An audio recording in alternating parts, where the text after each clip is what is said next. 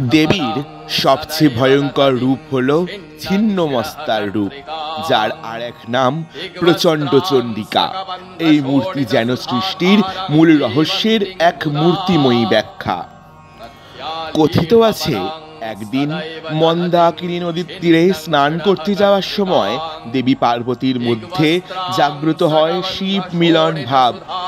সেই সময় সেই স্থানে উপস্থিত ছিল তার দুই সন্তান সমা সহচরী জয়া ও বিজয়া। তারা ছিল অতীব ক্ষুধার্ত। তারা মাতার কাছে খাদ্য প্রার্থনা করে। দেবী যে জগতের মাতা, কিন্তু কোনো খাদ্যই তাদের ক্ষুধা নিবারণ করতে পারল না। দেবী বুঝলেন এই ক্ষুধা কোনো সামান্য ক্ষুধা নয়। দেবী এবার প্রতিশ্রুতি দিলেন তিনি আপন নকরে ছিন্ন করবেন নিজ মস্তক, দূর করবেন সন্তানের ক্ষুধা। দেবী এবার ধারণ করলেন তার ছিন্ন মস্তার রূপ।